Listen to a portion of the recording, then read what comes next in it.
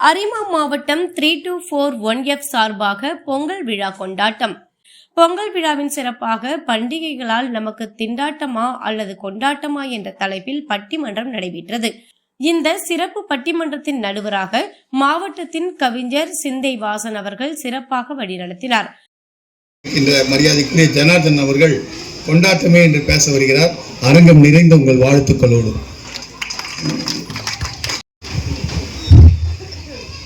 அனைவருக்கும் இதயம் கனிந்த பொங்கல் திருநாள் நல்வாழ்த்துக்கள். தெய்வத்தால் ஆகாதெனினும் முயற்சி தன் மெய்வருத்த கூலி தரும் திருவள்ளுவர் தினம் அருகில் இதை கூறுவதில் பெருமகிழ்ச்சி அடைகின்றேன். பட்டிமன்றத்தின் தலைவர் பல ஆயிரம் மேடைகளை கண்டவர், 5000 சுமார் 5000த்திற்கு மேற்பட்ட மேடைகளை கண்டவர், பல முதலமைச்சர்களுடன் மேடையில் பங்கு பெற்றவர், மிக அற்புதமான மாமனிதர் அவர்களுக்கும் மற்றும் எனது அன்பு நண்பர் விவேகானந்தர் அவர்களுக்கும், கொண்டாட்டம் என்ற அணியில் மிக பரிதாபமாக அமர்ந்து கொண்டிருக்கக்கூடிய நண்பர்களுக்கும், திண்டாட்டமா கொண்டாட்டம், அதுலயே ஒரு திண்டாட்டம் தான். திண்டாட்டம் என்ற ஒரு விஷயத்தை பேசலாமா சார்? அதுவும் பண்டிகை அன்னைக்கு திண்டாட்டம்ன்றது பேசலாமா? பேசக்கூடிய நாளா இது? எல்லாருமே மகிழ்ச்சியாக இருக்கக்கூடிய நேரத்துல திண்டாட்டம் அப்படின்னு 2 பேர் வந்து உட்கார்ந்துருக்காங்க. இவர்கிட்ட புடுங்கினா கிட்டத்தட்ட ஒரு 10 லட்சத்துக்கு நகை இருக்கும். சார் செல்போன் வாங்கினாலே 2 லட்சம் ரூபாய் இருக்கும் போல இருக்கு. இவங்க எல்லாம் திண்டாட்டத்தை பத்தி பேச வந்திருக்கிறாங்க. திண்டாட்டம் என்பதே இல்ல சார். அதுவும் எங்க லைன்ஸ் இயக்கம் எங்க இருக்கிறதோ அங்கெல்லாம் கொண்டாட்டம் தான். எங்க லைன்ஸ் எங்கு யாருமே திண்டாட விடுவதில்லை. எங்கள் லைன்ஸ் இயக்கம் அவருடன் சேர்ந்து அவருடன் நாங்களும் கொண்டாடுவதுதான் எங்களது பழக்கம். அற்புதமான விஷயங்க. அதுவும் தமிழர் திருநாளாகிய இந்த பொங்கல் திருநாள் எப்படிப்பட்ட நாள் தெரியுமா? ஓங்கி உலகளந்த உத்தமர் பேர்பாடி நாங்கள் நம் பாவைக்கு சாந்தி நீராடினால் தீங்கின்றி நாடெல்லாம் திங்கள் மாறி பெய்து ஓங்கு பெரும் சந்தை நோடு கையிலுகல பூங்குவலை போதில் பொறிவண்டு கண்டெடுப்ப தேங்காதே புட்கிருந்து சீத்த முனை பற்றி வாங்க குடம் நிறைக்கும் வள்ளல் பெரும் பசுக்கள் நீங்காத செல்வம் நிறைந்தோலோர் எம்பாவாய். மார்கழி திங்கள் மதி நிறைந்த நன்னாளாம். அற்புதமான மார்கழி திங்களை நாம் முடித்துவிட்டு தை திருநாளில் காலெடுத்து வைப்பதுதான் பொங்கல் பண்டிகை. போகியில் நாம் துவங்குகின்றோம். போகி பண்டிகை. போடா எல்லாம் விட்டு தள்ளு, பழசை எல்லாம் சுட்டு தள்ளு, புதுசா இங்கு பிறந்தோம் ஒண்ணு எண்ணிக்கொள்ளடா. எப்படிலாம் கொண்டாட்டம் இருக்குது பாருங்க. போகி பண்டிகை என்பது அதுதான். பழையன கழிதலும் புதியன புகுதல் என்பதுதான் போகி. ஒரு அற்புதமான கொண்டாட்டம். அன்று நாம் துவங்குகின்றோம். அடுத்த நாள் தைப்பொங்கல். எப்படிப்பட்ட நாள்? மாதத்தில் முதல் நாள், தையின் முதல் நாள் தைப்பொங்கல், பெரும் பண்டிகை என்று சொல்லுவார்கள். அந்த தைப்பொங்கலை நாம் சிறப்பாக கொண்டாடுகின்றோம். அடுத்த நாள் பாருங்க மாட்டுப்பொங்கல். தைப்பொங்கல் என்பது இயற்கையோடு நம்ம கொண்டாடுகின்றோம். மனிதருக்கு மனிதர் மட்டும் கொண்டாட்டம் இல்லைங்க, இயற்கையோடு சேர்ந்து கொண்டாடக்கூடிய ஒரு அற்புதமான விஷயம் தாங்க இந்த பொங்கல் பண்டிகை. பொங்கல் பண்டிகை என்பது சூரியனை நாம் கொண்டாடுகின்றோம். சூரியனுடன் சேர்ந்து நாமும் கொண்டாடி கொண்டோம். பொங்கல் கரிநாள். அடுத்து கரிநாள் சொல்லுவாங்க. உழவக்க கரிநாள். அதுக்கு அடுத்தது வெறி நாள். எல்லாம் சாப்பிட்டு முடிச்சோம் இல்லையா, ரெஸ்ட் எடுத்து வெறி. அடுத்த நாள் திருநாள். இதெல்லாம் கிராமத்திற்கு போய் கேட்டு பாருங்க. ஏம்பா அதுக்கு அடுத்தது ஒன்று மறந்துட்டியே பாடி. சொல்லுங்க சார். முக்கியமானது மறந்துட்டியே. சொல்லுங்க. அதுக்காக நம்ம போராட்டம்லாம் நடத்தணும். என்ன நாள்? ஜல்லிக்கட்டு. அதுதான் சொல்லிட்டு மாட்டோம். ஜல்லிக்கட்டு எதுக்காக நடத்துறாங்க? அது சொல்ல டைம் கொடுப்பீங்களா? இப்ப 2 வாட்டி அடிச்சிட்டாரு அவரு. வார்த்தை சொல்லுவாங்க, வசதி இருக்கிறவன் கொண்டாடுறான், வசதி இல்லாதவன் திண்டாடுறான். அப்படி கிடையவே கிடையாதுங்க. மனசுதான் காரணம். மனசு இருந்தால் எல்லாத்தையும் கொண்டாடலாம். ஒரு கைத்து கட்டில போட்டு படுத்தாவது நிம்மதியா தூங்குறான் இல்லாதவன். ஆகவே அற்புதமான ஒரு தலைப்பு கொடுத்திருக்கிறாங்க. நல்ல விஷயத்தை நாங்க சொல்லியிருக்கோம். கண்டிப்பாக கடன் சொல்லுவாங்க இல்லையா, கடன் வாங்கியாவது கொண்டாடுறான். கடன் வாங்கியாவது கொண்டாடுறான். ஒருத்தன் வாங்குறான், கடன் வாங்கும் போது காலில் விழுறான். அவன் வைஃப் கேக்குது, ஏங்க கடன் வாங்குறதுக்கு காலில் விழுறீங்கன்னு. கவலைப்படாத, திருப்பி அவன் வாங்குறதுக்கு எத்தனை வாட்டி என் காலில் விழ போறான் பாருன்றான். அதுல ஒரு கொண்டாட்டம் அவனுக்கு. ஹஸ்பண்ட் அதே மாதிரி ஹஸ்பண்ட் வைஃப் கடன்காரன் வரா, அவர் சொல்றாரு பாரு கடன்காரன் வரா, நம்ம என்ன பண்ணணும், ஜாக்கிரதையா ஒரு ஆக்ட் பண்ணணும். நான் உன்னை அடிக்கிற மாதிரி அடிக்கிறேன். கணவர் சொல்றாரு அடிக்கிற மாதிரி தான், அடிக்கலாம் முடியாது, அடிக்கிற மாதிரி அடிக்கிறேன். நீ என்ன பண்ற, வலிக்கிற மாதிரி நடி. அவன் ஆட்டோமேட்டிக்கா பயந்து ஓடிடுவான். எப்படி பிளான் பண்றாங்க. கடன்காரன் வந்துட்டான். இவன் என்ன பண்றான், அடிக்கிற மாதிரி நடிக்கிறான். அந்த பொண்ணும் அவன் ஒய்ஃபும் பண்ணிக்கிற மாதிரி நடிக்குது. வந்தவன் பார்த்துட்டு போயிட்டான். போனதுக்கு அப்புறம் ஒரு நிமிஷம் சார், போனதுக்கு அப்புறம் சொல்றான், பத்தியா நான் எப்படி நடிச்சேன் பத்தியா, உன்னை அடிக்கிற மாதிரியே நடிச்சேன் பாருன்றான். நீ என்ன நடிச்ச, நான் பார் அடி வாங்குற மாதிரி எப்படி சூப்பரா நடிச்சேன் பார் அப்படின்னு இந்த அம்மா சொல்லுது. கடன் கொடுத்தவன் வந்துட்டான். நான் ஓடுற மாதிரி எப்படி நடிச்சேன் பாத்தியா, முதல்ல எடுத்துக்காட்ட வை. அப்படி எல்லாமே கொண்டாடுறாங்க, மகிழ்ச்சி தாங்க. நீங்க காலையில இருந்து இங்க நாம் கொண்டாடி கொண்டு இருக்கின்றோம். அந்த ரெண்டும் பேசுறது வேஸ்ட். திண்டாட்டம் என்பது life is not only for living, life is for celebrating. Thank you very much. ஒரு அருமையான ஒரு இதை சொல்லியிருக்கார். திண்டாட்டத்தில் கொண்டாடுபவனை பார்த்திருக்கிறேன் என்று அந்த வரி சும்மா அருமையான வரி. இது வரைக்கும் நான் பட்டிமன்றத்தில் கூட அந்த வரியை கேள்விப்படல. அப்பேற்பட்ட ஒரு நல்ல வரியை தந்திருக்கிறார். அதாவது அடுத்தவருடைய சந்தோஷத்தை இன்னைக்கு பார்த்தீங்கன்னா இந்த பண்டிகைலாம் வந்தால் யாருக்கு கொண்டாட்டம்னு பார்த்தீங்கன்னா நம்முடைய கொண்டாட்டம். அதே போல எல்லாம் இன்னைக்கு உதயகுமார் இந்த நிகழ்ச்சியை நடத்துகிறார் என்று சொன்னால் அதனால் எத்தனையோ பேர் பயன்பெற்றார்கள். பயன்பெற்றவெல்லாம் பார்த்தீங்கன்னா எல்லாம் சிறு குறு தொழில் வியாபாரிகள் தான். அந்த வகையிலே நாம் சந்தோஷமாக கொண்டாடி அவர்களை மகிழ்ப்பதோடு மட்டுமல்லாமல் நீங்கள் ஒரு சின்ன கலை நிகழ்ச்சி நடந்தது. அதில் மாணவர்கள்லாம் ஆடினாங்க. அதில் உடல் ஊனமுற்றோர் ஆடும்போது எல்லாம் நம்முடைய அரிமா சங்க தோழர்களெல்லாம் இணைந்து அவருக்கு ஒரு சிறிய நன்கொடையாக இருந்தாலும் அது ஒரு நல்ல தொகையாக கொடுத்தாங்க. அவர் நினைச்சே பார்த்துருக்க மாட்டார். அதெல்லாம் கொண்டாட்டத்தில் தான் மகிழ்ந்து கொண்டிருக்கிறோம். இல்லை சார், நீங்கள்லாம் இப்படி தான் சொல்லுவீங்க. எவ்வளோ கஷ்டப்படுறான். ஈக்காடுத்தாங்கல்ல எத்தனை பேர் இருக்காங்க. ஒவ்வொரு பண்டிகை வரும்போதும் அவன் போய் கடனில் போய் கேட்டு இருக்கிறதும் வட்டிக்காக நிற்கிறதையும் கொண்டாட்டமே என்கின்ற தலைப்பில் பேசுவதற்காக சிவகுமார் தயாராக இருக்கிறார். ஒரு பலமான வாழ்த்துறையோடு அவர் பேச அழைக்கிறேன்.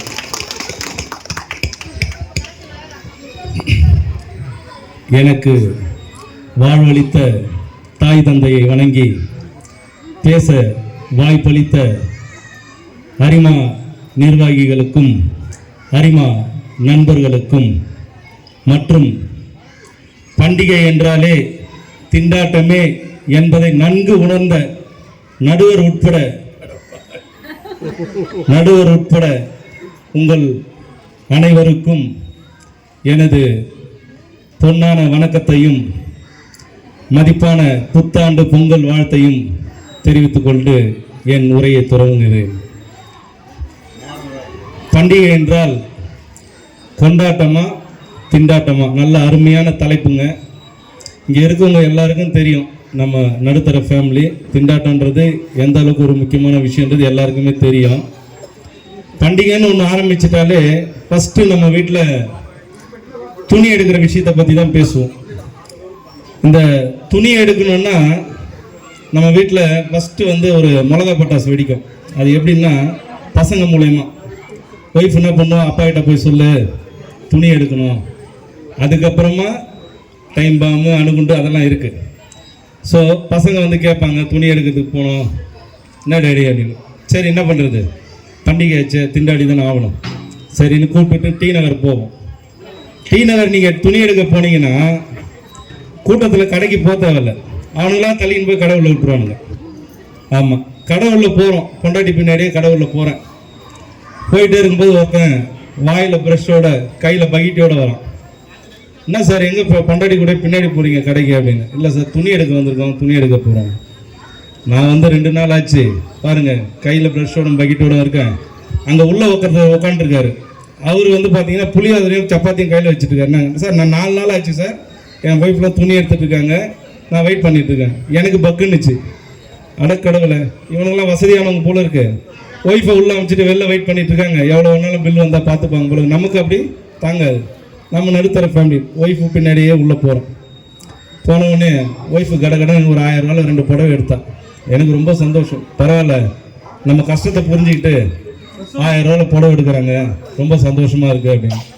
அப்புறமா எடுத்து முடிச்சுட்டு, என்னம்மா பில்லு போட்டுடலாமா? இல்லைங்க, இதுக்கு அடுத்தது கொஞ்சம் காஸ்ட்லியான புடவை பார்க்கலாம். காஸ்ட்லியான புடவையாங்க பக்குன்னு இருந்துச்சு. என்னண்ணா இந்த 2 புடவை யாருக்குமா? இது மாமியாருக்கும் நாத்தனாருக்கும். என்ன இதுக்கு அப்புறம் காஸ்ட்லியாக இருக்க புடவை நான் எடுத்துக்கிறேன்னா எனக்கு அந்த இடத்துல ஒரு திண்டாட்டம். இதை வீட்டுக்கு நான் எடுத்துன்னு கொடுத்தேன்னா எங்கள் அம்மாவும் என் தங்கச்சியும் பார்த்துட்டு, என்ன டேய் உன் பொண்டாட்டி எவ்வளோடா புடவை எடுத்தேன்னு கேட்பாங்க. அது ஒரு திண்டாட்டம் தானே. அதையும் சமாளித்து சரி ரைட்டு புடவை எடுக்க, காஸ்ட்லியான புடவை எடுக்க உள்ளே போனோம். எடுத்தா அப்புறமா ப்ளவுஸ் எடுக்கணும்னா ஒரு ஜன்னல் வச்ச ஜாக்கெட் வச்ச ப்ளவுஸு நல்லா இருந்தது. அது மேலே பிள்ளையாரெல்லாம் வச்சு எம்ப்ராய்டிங் பண்ணி நல்லா ஷோவாக பார்த்தேன். நானும் நல்லா இருந்தது. ஜன்னல் வச்ச ஜாக்கெட் வச்சு ப்ளவுஸு நல்லா இருந்தது அப்படின்ட்டு சரி பிள்ளையாரை காப்பாற்றுப்பான்னு சொல்லி ப்ளவுஸை எடுத்துகிட்டு வீட்டுக்கு வந்தோங்க.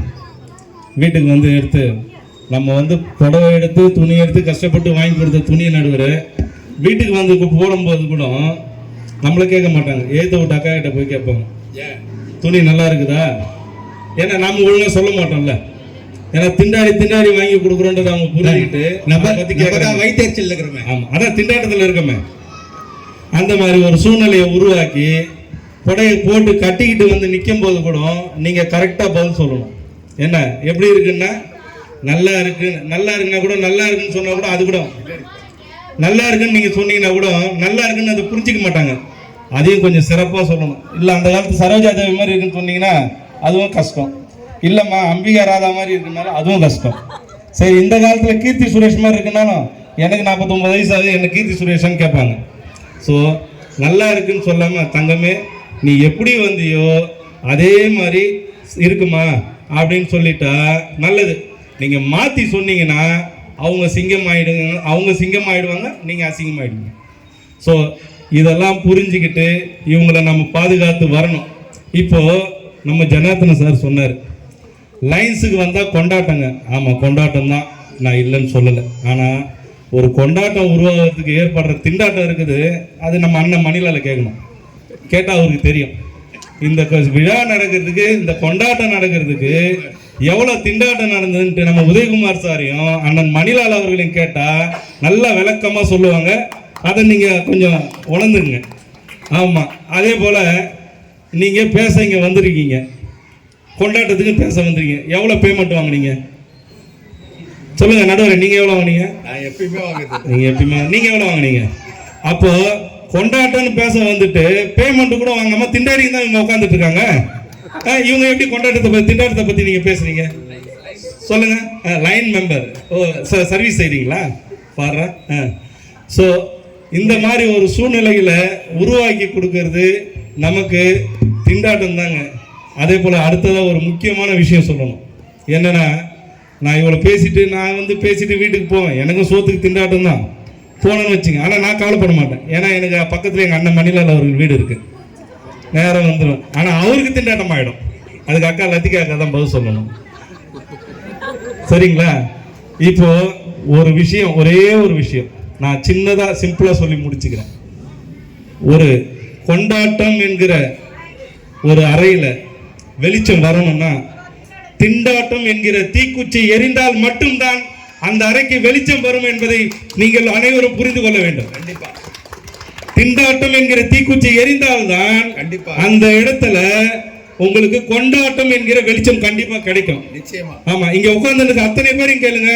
தாயின் கருவறையில் இருந்து கல்லறை செல்லும் வரை உங்கள் அனைவருமே நீங்கள் வாழ்க்கையில் திண்டாடி தான் வாழ்க்கையில் கொண்டாட்டத்தை அடைவீர்களே தவிர நீங்கள் டைரக்டா கொண்டாட்டத்துக்கு போக மாட்டீங்க.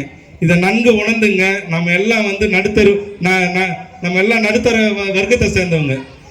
கொண்டாட்டம் என்ற பேரில் போயிட்டு நடுத்தருக்கு போயிடக்கூடாது. அதை நீங்கள் நல்லா உணர்ந்துங்க. கடைசியாக இறுதியாக ஒரே ஒரு விஷயம் நடுவர் அவர்களே, நம்ம எல்லாம் அரிமா நண்பர்கள் இங்கே இருக்கிறாங்க. 6வது செக்டர் மக்கள், அன்பு மக்கள் இருக்கிறாங்க. நீங்கள் கரெக்டான தீர்ப்பை சொல்லிட்டா நல்லபடியாக போகலாம். ஆமாம், இல்லைன்னா நான் அதுக்கு பொறுப்பு இல்லை. வாய்ப்புக்கு நன்றி கூறி விடைபெறுகிறேன். நன்றி, வணக்கம். தேங்க்யூ.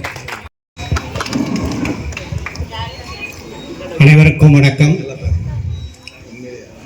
இந்த விழாவிற்கு சிறப்பு அழைப்பாளராக வந்திருக்கும் எங்களின் மதிப்புக்குரிய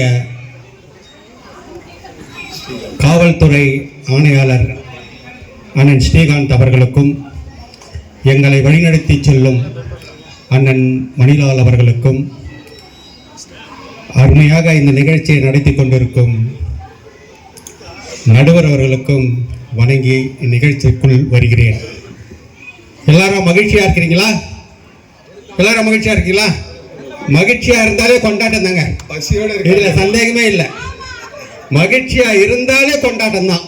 அது குடும்பத்தாலும் சரி, வெளியே இருந்தாலும் சரி, சமூகத்தை இருந்தாலும் சரி, இந்த நாடே இருந்தாலும் சரி, இந்த நாடே சந்தோஷமாக இருக்கணும், கொண்டாட்டமாக இருக்கணும்னா சமத்துவமாக இருக்கணும்னு தொட்டு தான் இந்த சமத்துவ பொங்கலை உருவாக்கியிருக்காங்க. கல் தோன்றா மண் தோன்றா காலத்திற்கும் முன் தோன்றிய மூத்த தமிழ் கண்டுபிடித்ததுங்க இந்த பொங்கல் பண்டிகை என்ற தமிழர் திருநாளை. இந்த திருநாள் எப்படி உருவாச்சுன்னா தமிழன் கண்டுபிடிச்சாங்க, ஒவ்வொன்றுத்துக்கும் தனித்தனியாக. இந்த உலகத்திற்கு உணவளிக்கும் உழவன் கொண்டாடத்தான், உழவனை கொண்டாட கண்டுபிடிக்கப்பட்டிருக்காங்க இந்த பொங்கல் திருநாள். இந்த பொங்கல் திருநாளை அவ்வளவு மகிழ்ச்சியாக தமிழ்நாடு மட்டுமல்ல உலகம் எங்கும் இந்த திருநாளை கொண்டாட்டமாக மிக சிறப்பாக மகிழ்ச்சியாக கொண்டாடி இருக்கிறோம் என்றால், இந்த கொண்டாட்டத்தை உலகம் முழுவதும் தமிழன் என்ற இனம் கண்டுபிடித்து இதை அனைவருக்கும் பகிர்ந்தளித்துள்ளது. இந்த கொண்டாட்டம் இந்த லயன்ஸ் கிளப் மூலிமா ஒரு நடுவரை வைத்து உதயகுமார் அவர்கள் ஆலோசனையின் பிரகாரம் இந்த பட்டிமன்றத்தை ஆரம்பிச்சிருக்கேங்க. இதில் பாருங்கள், இப்போ எங்கள்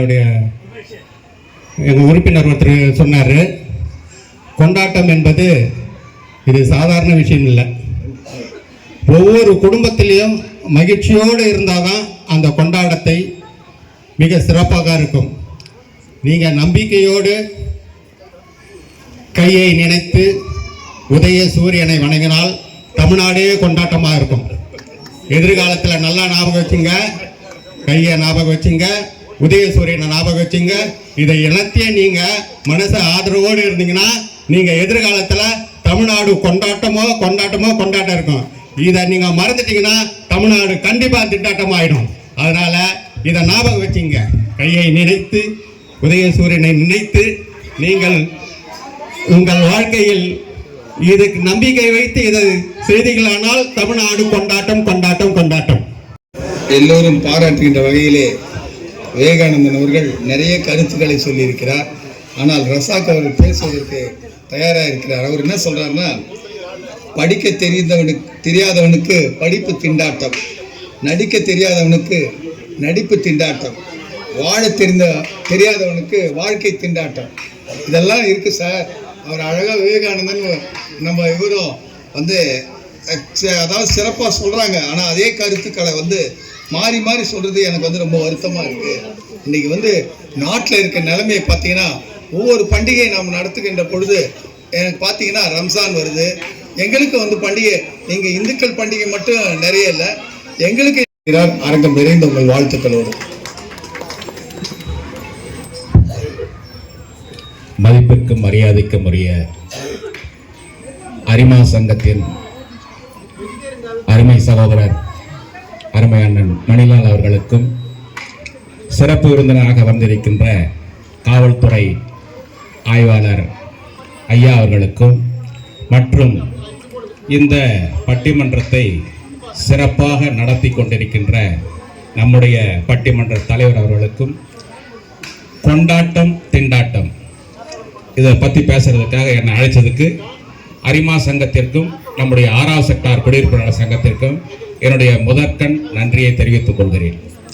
அதாவது திண்டாட்டமா கொண்டாட்டமா, யாருக்கு கொண்டாட்டம் யாருக்கு திண்டாட்டம்? எல்லாம் பசியில திண்டாட்டம். இப்போ பிரியாணி இங்கே ரெடி ஆகிட்டு இருந்துச்சு, மூக்கில் வாசனை வந்துடுச்சு, இப்போ திண்டாட்டத்தில் இருக்கும். ஆனால் கொண்டாட்டம் எப்போ வரும்? சாப்பிட்டு முடிச்ச உடனே எல்லாருக்கும் கொண்டாட்டம் வந்துடும். ஆகவே முதலில் கொண்டாட்டம் யாருக்கு, திண்டாட்டம் யாருக்கு? மனைவிக்கு மகிழ்ச்சி. ஒரு பண்டிகை வந்துச்சுன்னா மனைவிக்கு, குழந்தைகளுக்கு எல்லாருக்கும் மகிழ்ச்சி. ஆனால் அங்க திண்டாடுகிறது யார்? அந்த கணவன். இந்த பண்டிகை வந்துச்சுன்னா யார்கிட்ட கடன் வாங்கிறது, எங்க போய் என்ன செய்யணும், எங்க வட்டிக்கு வாங்கலாம், எவ்வளவு ஒரு திண்டாட்டம். இதெல்லாம் எதுக்காகன்னு கேட்டீங்கன்னா, குடும்பத்துல மகிழ்ச்சி வரணுன்றதுக்காக தான் தன்னுடைய திண்டாட்டத்தை சமாளித்து கொண்டு கூட குடும்பத்திற்கு ஒரு மகிழ்ச்சி வரணும் அப்படின்றதுக்காக, மகிழ்ச்சி குடும்பம் கொண்டாட்டமாக இருக்கணும், ஆனா அதை நடத்துகின்ற அந்த ஆண் திண்டாட்டமா இருக்கிறார். அருமை நண்பர் அவர்கள் சொன்னார், சூரியன் வருகிறது அப்படின்னார். சூரியன் இன்னைக்கு திண்டாடி கொண்டிருக்கிறது. ஏனென்றால் சூரியனை இன்னைக்கு திண்டாட வைத்திருக்கிறது ஒரு மேகமூட்டம். அது சீக்கிரம் விலகிவிடும். சீக்கிரம் விலகிடுச்சுன்னா சூரியன் வரும், விவசாயிகள் நல்லா செழிப்பா இருப்பாங்க. விவசாயிகள் செழிப்பா இருந்தீங்கன்னா மக்களுக்கு உணவு செழிப்பா கிடைக்கும். ஆகவே நான் அதிகமா பேச்சு எடுத்துக்க விரும்பல. எனக்கு வாய்ப்பளித்த உங்கள் அனைவருக்கும், அதாவது திண்டாட்டன்றது ஒவ்வொரு பண்டிகையிலையும் அந்த கணவன்மார்களுக்கு திண்டாட்டம், அந்த குடும்பத்தை நடத்துகின்ற குடும்பத்தில் உள்ள அனைவருக்கும் மகிழ்ச்சி, அவர்களுக்கு கொண்டாட்டம். ஆகவே பண்டிகை என்பது திண்டாட்டமா கொண்டாட்டமா என்பது திண்டாட்டத்தில் ஒரு கொண்டாட்டம் என்பதை கூறிக்கொண்டு எனக்கு வாய்ப்பளித்த உங்கள் அனைவருக்கும் மனமார்ந்த வாழ்த்துக்களை, நன்றிகளை தெரிவித்துள்ளேன். நன்றி, வணக்கம்.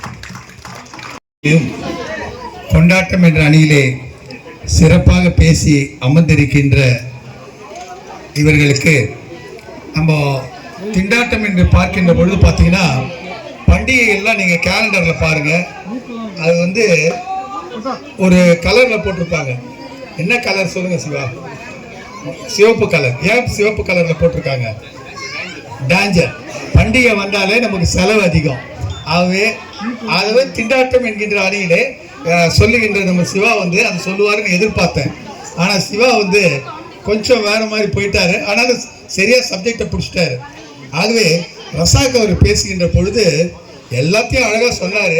ஆனால் கொண்டாட்டத்துக்கே அவர் கொண்டாட்டத்தை சொல்லிட்டாரு. ஆகவே ரொம்ப அருமையாக எல்லோருடைய வாதத்திறனும், அதாவது ஒரு அரிமா சங்கத்திலும் இதை போன்ற சாதனை படைக்க முடியும் என்பதை இவர் சாதித்திருக்கிறார்கள். ஒரு பலமான கைத்தட்டலை இவர்களுக்கு அளிக்க வேண்டும் என்று அன்போடு கேட்டுக்கொண்டு, இன்றைக்கு இருக்கின்ற நகர வாழ்க்கையிலும் கிராம வாழ்க்கையிலும் படித்தவன் எவ்வளவு பட்டங்களை சுமந்திருந்தாலும் அவனுடைய வாழ்க்கை என்பது திண்டாட்டமாகத்தான் அமைந்திருக்கிறது. ஒருவேளை சோற்றுக்கு திண்டாடுகின்ற உழவர்கள் மத்தியிலும் அந்த நெல் எங்கிருந்து வந்திருக்கிறது, அவன் எப்படி பாடுபட்டான் என்பதை நாம் சிந்தித்தால் நமக்கு வாழ்க்கை கொண்டாட்டமாக இருக்கும் என்பதை நம்முடைய மரியாதைக்குரிய 2 பேருமே நல்லா பேசினாங்க. அதோட இவர் பேசும்போது பார்த்தீங்கன்னா, விவேகானந்தன் பேசும்போது அந்த கருத்துக்களை எல்லாம் நிறைய கருத்துக்கள், ஒவ்வொரு கருத்தையும் அந்த கொண்டாட்டத்துக்கு என்னென்ன ஊமை அதெல்லாம் சொன்னார். ஆனாலும் இங்கே வந்து இவர் சிவகுமார் வந்து நிறைய, அதாவது கடன் வாங்கிறது, கடனை பற்றி இதை பற்றியே சொல்லிட்டு இருந்தார். வாழ்க்கை வந்து வறுமை கோட்டுக்கு போகுது சார் அப்படின்னாரு. ஆனால் அவர் வந்து என்னன்னா, பண்டிகைகளாலா என்ற ஒரு கேள்வி. ஆனால் அவர் வந்து பொதுவாக வந்து திண்டாட்டம்னாரு. பண்டிகைகளால் நமக்கு என்னென்ன பார்க்கின்ற பொழுது, நாம் இந்துக்களை பொறுத்த மட்டிலும் நிறைய பண்டிகைகள் நமக்கு இருக்கிறது. ஆனால் ஒவ்வொரு பண்டிகைக்கும் இப்பொழுது வந்து ஆஃபீஸில் வேலை செய்கிறவங்களாம் லோன் வாங்கி தான் அதை வந்து நடத்தக்கூடிய ஒரு நிலையில் இருக்கிறோம். அந்த லோனுக்காக நாம் வந்து ஆஃபீஸில் மறுபடியும் நமக்கு அந்த பணத்தை பிடிப்பாங்க. அப்பொழுது ஒவ்வொரு மாதமும் நாம் திண்டாட்டத்தை அனுபவிக்கின்ற ஒரு நிலையிலே தள்ளப்படுகிறோம். இன்னும் ஒரு சிலர்லாம் பார்த்தீங்கன்னா, நகையை வந்து அடமானம் வச்சு அந்த பண்டிகை கொண்டாடுபவர்களும் இருக்கிறார்கள்.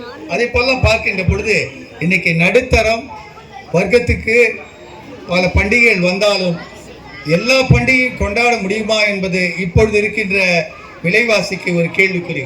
ஆகவே எத்தனை பண்டிகைகள் கொண்டாட்டமாக இருந்தாலும் நம்முடைய வாழ்க்கை திண்டாட்டமே திண்டாட்டமே என்று சொல்லி விடைபெறுகிறேன். நன்றி, வணக்கம். அனைவருக்கும் காலை வணக்கம். இன்னைக்கு கொண்டாட்டமா திண்டாட்டமா நல்ல சப்ஜெக்ட் தான். இந்த சப்ஜெக்டில் மேலே உட்காந்தவங்க எல்லாரும் புரிஞ்சுக்கலாம். உண்மை சொல்லணும்னா எல்லாருக்கும் திண்டாட்டம் இருந்தாலும் அதில் கொண்டாடுறது தான் இம்பார்ட்டன்ட். ஆனால் இங்கே இன்னைக்கு முக்கியமாக 2 பேர் வந்திருக்காங்க. கொண்டாட்டம் ஒரு வாட்டி நில்லுங்க சார். சார் ஜனார்தன் சார் நில்லுங்க சார். இவர் என்ன பேசினாரு? கொண்டாட்டம். கொண்டாட்டி வீட்டில் விட்டு இருந்தாரு. இவர் கொண்டாட்டம் தானே. இவர் திண்டாட்டத்தை பற்றி எப்படி பேசுவார் சொல்லுங்களேன். கொண்டாட்டம் எங்கே சார்? கொண்டாடி வீட்டில் விட்டு வந்தீங்க, அதுவே கொண்டாட்டம்.